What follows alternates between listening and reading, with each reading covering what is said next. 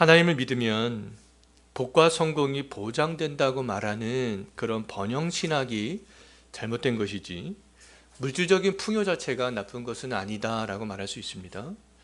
구약시대에 하나님이 주시는 복은요, 영적인 복 외에도 물질적인 복과 밀접한 관련이 있었던 것들을 볼 수가 있습니다. 하나님은 아무것도 없이 고향 갈대아 우르를 떠났던 아브라함을 부자로 만들어 주셨잖아요. 하나님은 또 형 이삭을 피해서 지팡이 하나만을 가지고 삼촌 라반의 집으로 도망갔던 그 야곱을 아주 큰 부자로 그렇게 만들어 주셨습니다. 출애굽한 이스라엘 백성이 농사도 목축도 할 수 없었던 광야에서 약 40년간 살아갈 때에도 하나님은 풍요를 경험할 수 있도록 그렇게 해 주셨습니다. 우리는 오늘 이 신명기 32장 15절 말씀만을 읽었지만 10절부터 14절까지 말씀을 보게 되면 하나님이 광야에 있던 이스라엘 백성들에게 어떤 풍요를 경험하게 하셨는지에 대해서 자세하게 그렇게 나와 있습니다. 그들은 광야에서 밭의 소산과 꿀과 기름과 소와 양의 젖과 포도주까지 마실 수가 있었어요. 하나님의 놀라운 그런 이적들을 그들은 광야에서도 경험할 수 있었고요. 하나님께서 그들에게 은혜를 쏟아부어 주셨기 때문에 아무것도 없는 광야에서 그런 물질의 풍요를 경험할 수가 있었습니다. 하나님은 인간의 힘으로 아무것도 할 수 없었고, 가난에서 벗어날 수 없었던 그런 아브라함과 야곱과 광야에 있는 이스라엘 백성들에게 물질의 그런 복들을 주셨잖아요. 하나님은 가나안 땅에 정착한 이스라엘 백성들에게도 아주 오랫동안 물질의 복을 충분히 그렇게 누릴 수 있도록 그렇게 하셨습니다. 하나님이 신약 시대를 살아가는 하나님의 백성들에게 그 약속한 복은요, 물질의 복보다도 근데 이 영적인 복의 개념이 굉장히 강합니다. 언제는요? 신약 시대에는요. 지금 우리는 어느 시대를 살아가고 있습니까? 신약 시대를 살아가고 있잖아요. 그럼 우리는 이 신약 시대를 살아가는 성도들에게는 어떠한 구약 시대의 아브라함과 야곱과 이스라엘 백성들에게 주었던 그런 물질의 복보다는 영적인 복의 개념들이 상당히 강하다는 것이죠.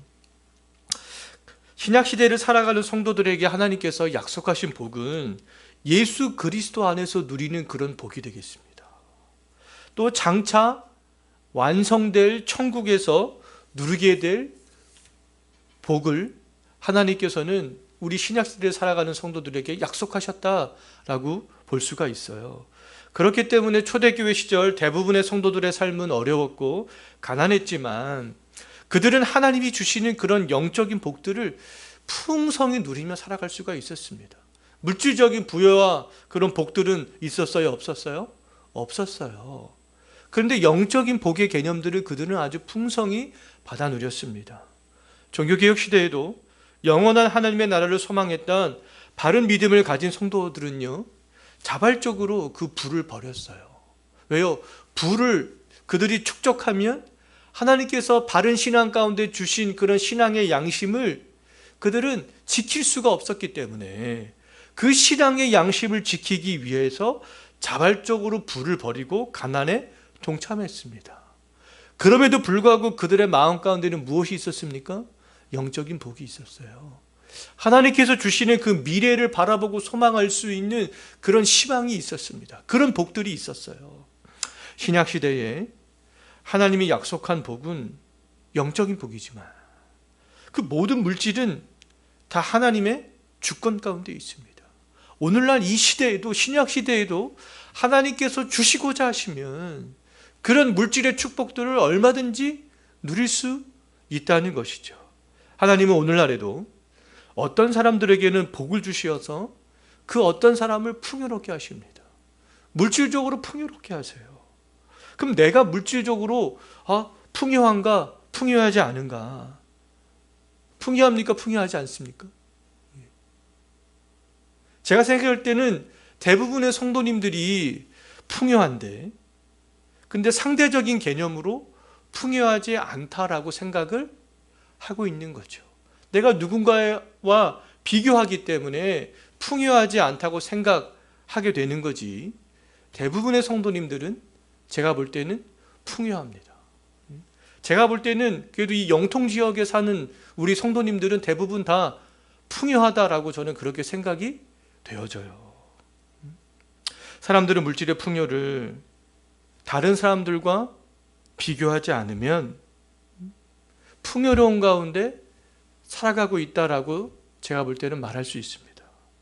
상대적으로 다른 사람들보다 풍요롭지 않다라고 또 생각할 수 있지만, 그러나 우리는 아담의 타락 이후로 그 어느 시대보다도 지금 현재 21세기를 살아가는 이 시대에는 굉장히 풍요롭다라고 말할 수 있어요. 삼국시대보다, 아니면은 우리가 고려시대나 조선시대보다, 일제강점기나 6.25 전쟁 직후나 70년대 80년대보다 지금 언제가 더 풍요롭습니까? 오늘날에 우리가 살아가고 있는 이 시대가 가장 인류 역사상 가장 풍요로운 시대가 아니겠어요? 우리의 풍요의 시대를 살아가는 것은 틀림없는 사실입니다. 그런데 이 풍요의 시대를 사는 그리스도인들이 조심해야 될 것이 있다는 겁니다. 오늘 우리가 읽은 본문에서 풍요의 시대를 살아가는 그 성도들이 그럼 조심할 것이 무엇인가? 그것에 대해서 말씀을 하고 있다는 거예요. 신명기 32장 전체는요, 모세가 지은 노래가 되겠습니다. 모세는 신명기 32장을 노래로 만들었어요. 노래로 만들어서 백성들에게 부르게 했다는 거예요. 노래로 만들어서 부르면 외우기가 훨씬 더 쉽잖아요. 그 목적으로 노래를 만들어서 부르게 했다는 겁니다. 모세는 모든 백성들이 이 많은 율법들을 기억하지 못한다 할지라도 최소한 신명기 32장만큼은 막 노래를 부르면서 그렇게 외우도록 했다는 거예요. 부모들이 노래를 불러서 자식들에게 가르쳐주고, 그 자식들은 또 노래를 불러서 또 그 자식들에게 가르쳐주고, 그래서 이제 구전되는 그런 노래가 되도록 그렇게 했다는 것이죠. 이스라엘 백성들이 노래를 부르면서 기억해야 할 말씀 중 하나는 무엇이냐 하면 바로 우리가 읽었던 15절 말씀이 되겠습니다. 이스라엘 백성들은 광야 시대를 끝내고 장차 가나안에 들어가게 될 것인데요, 가나안에 들어가게 되면 광야에서 경험했던 풍요와는 비교도 할 수 없을 만큼 아주 놀라운 엄청난 그런 풍요로움을 경험하게 된다는 거예요. 가나안에서 물질적인 풍요로움을 경험하게 될 자기 백성을 향해 하나님께서 그 백성들을 어떻게 지금 부르고 있는가? 15절 말씀 다시 한번 보십시오. 하나님은 엄청나게 풍요를 많이 누릴 그 자기 백성을 향해서 지금 어떻게 부르고 있습니까? 뭐라고 부르고 있어요? 여수룬이라고 그렇게 부르고 있잖아요. 여수룬이라는 뜻은요, 올바른, 의로운 이런 뜻을 가지고 있습니다. 이것은 하나님이 자기 백성을 향하여서 부르는 어떻게 보면 사랑스러운 애칭이다라고 말할 수 있습니다. 지금도 사람들은 사랑하는 사람을 부를 때 어떤 특정한 애칭을 지어서 부르잖아요. 신혼부부들들 보면 어떤 특정한 애칭들을 서로 이렇게 지어가지고 부르는 것들을 많이 볼 수 있잖아요. 그와 마찬가지로 하나님도 지금 자기 백성을 부를 때 그런 애칭으로 부르는 거예요. 어떻게 해요? 여수루나 이렇게. 하나님이 하나님의 백성을 여수루나 이렇게 부르는 것만 봐도 하나님께서 자기 백성들을 얼마나 사랑하시는지를 잘 알 수 있습니다. 신혼부부들이 서로 그 사랑하여서 그 서로 간의 애칭을 부르는 것들을 보면 막 사랑이 뚝뚝뚝뚝 흘러 넘치잖아요. 하나님께서는 마치 자기 백성을 너무너무 사랑스러운 마음으로 이렇게 애칭을 지금 지어서 부르는 것이다 라고 말할 수 있습니다. 하나님이 사랑하는 여수로는 하나님이 주시는 은혜와 복으로 인하여서요 아주 기름지고 살찌고 윤택하게 돼요. 이 물질적인 풍요를 엄청나게 이루게 됩니다. 여수론이 물질적인 풍요를 이루었을 때, 그런데 그 여수론이 하나님을 향해서 어떻게 돌변하는가? 15절 말씀 다시 한번 보십시오. 하나님은 자기 백성을 사랑하여서 기름지고 살찌고 윤택하게 할 수 있는 그런 복을 주셨는데, 그들이 어떻게 합니까? 하나님의 사랑을 입은 백성들은 못되고 고집센 짐승이 자기 주인을 뒷발질로 뻥 차버리듯이 하나님을 발로 지금 뻥 차버렸다는 거예요. 풍요로움에 이를 수 있도록 인도하신 하나님을 버려버렸다는 겁니다. 오히려 그 하나님을 업신여겼다는 거예요. 하나님은 그들에게 물질적인 풍요를 가져다 주었지만 그들은 오히려 물질의 그런 풍요 때문에 하나님을 떠나게 되었다는 겁니다. 하나님은 하나님이 사랑하시는 자기 백성에게 배신을 당하게 되는 것이죠. 모든 사람들이 다 그런 것은 아니지만 많은 사람들이, 그런데 이 물질적인 풍요가 하나님을 떠나게 한다는 겁니다. 이 물질적인 풍요가 하나님을 떠나게 하는 가장 빠른 지름길이라는 거예요.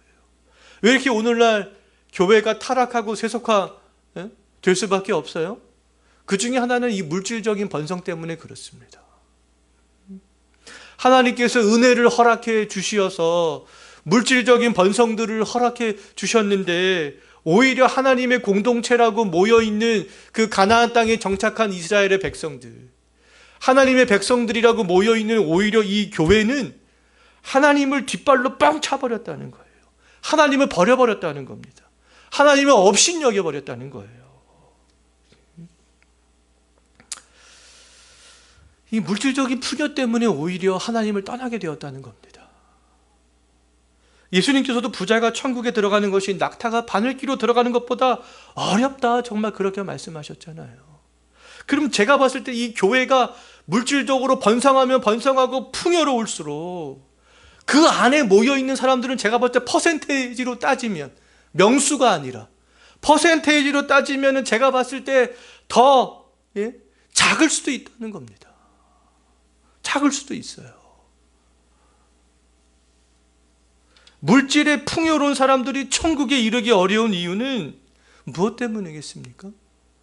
하나님께서 허락해 주시는 그런 평안보다, 그 기쁨보다 물질이 주는 그런 기쁨과 평안과 즐거움을 맛보았기 때문이에요. 그것을 더 많이 누리고 싶어서, 그렇기 때문에 그것을 더 많이 의존하고 싶어 한다는 것입니다. 사람들은 그래서 물질의 풍요를 위해서 하나님을 발로 차버리는 거잖아요. 더 많은 물질의 풍요를 누리기 위해서 하나님을 버리고 업신여기 있는 거잖아요. 하나님이 중심이 되어져야 될 교회가 점점 인간의 중심이 되어지는 교회로 변모해가는 이유가 어디 있겠습니까? 이 물질의 풍요 때문에 그렇습니다. 잘못된 이 번영의 신학 때문에 그래요. 오늘날 우리는 물질의 풍요 속에서 살고 있습니다. 우리 교회는 규모가 작은 교회임에도 불구하고 제가 볼 때 우리 교회는 물질이 저는 풍요하다고 생각합니다. 우리처럼 작은 교회도 물질이 풍요한데 중대형 교회는 물질이 얼마나 풍요하겠어요. 근데 또 욕심을 내니까, 더 큰 욕심을 내니까 하나님을 발로 차 버리게 되는 거고 업신여기게 되는 거죠. 그 가운데는 인간적인 집단과 모임과 생각밖에는 안 되는 겁니다. 물질의 풍요를 허락해 주신 분은 하나님이에요. 교회를 번성케 해주신 분도 하나님입니다. 교회를 어렵지 않게 물질의 복을 부어주신 분도 하나님이잖아요. 그럼에도 물질의 풍요를 위해서 거짓된 번영신학을 따라가고 물질의 풍요를 위해서 세상과 타협한다면 우리의 영혼이 어떻게 되겠습니까? 하나님과는 점점 멀어질 수밖에 없잖아요. 이 교회가 어떻게 되겠습니까? 하나님의 백성다운 그리스도의 몸된 공동체의 역할들을 감당해 나갈 수가 없게 되는 것이죠. 오늘날의 한국에 있는 많은 사람들이 교회를 어떻게 바라보는지 그 시각만을 봐도 너무나 잘 알 수 있습니다. 근데 교회 안에 있는 사람들만 그것을 인정하려고 하지 않아요. 많은 물질을 얻어서 큰 집에 살고 외제차를 타고 다닌다고 해도 하나님은 그것을 하루아침에 다 가져가실 수 있는 분입니다. 설령 내가 죽을 때까지 풍족한 물질을 누린다고 해도 하나님의 심판대에 섰을 때 반드시 후회하게 된다는 거예요. 부자와 나사로 비유해서 지옥에 간 부자는 살아있을 때 하나님을 믿지 않는 것을 후회했지만 소용없었잖아요. 소용없었습니다. 하나님을 발로 차버리고 업신여기고 버려버리면 언젠가는 후회할 날이 오게 된다는 거예요. 물질의 풍요 때문에 하나님이 보이지 않고 더 많은 물질을 얻기 위해서 나도 모르는 사이에 하나님을 발로 차버리지는 않았는지, 더 많은 물질을 얻기 위해서 하나님을 버리지는 않았는지, 물질을 더 중요시하기 위해서 하나님을 업신여기지는 않았는지, 물질을 더 많이 얻기 위하여서 거룩한 주의를 지키지 못하고 하나님께 온전한 예배를 지키지 못하고 하나님의 계명을 지키지 못하는 그러한 삶을 살아가지는 않았는지, 또 그것 때문에 하나님의 이름을 망령되게 하지는 않았는지, 정말 우리가 우리의 마음들을 잘 살필 수 있었으면 좋겠습니다. 정말 우리가 마음을 살피면서 하나님께서 우리에게 물질의 풍요를 허락해 주신다 해도, 우리 교회에 그런 어떠한 물질의 번성을 쏟아 부어 주신다고 해도 진정으로 우리의 마음들을 살피면서 하나님을 버리거나 업신여기거나 발로 차버리거나 이런 일들이 일어나지 않을 수 있는 또 우리의 영혼들, 또 우리 교회가 되었으면 좋겠습니다. 우리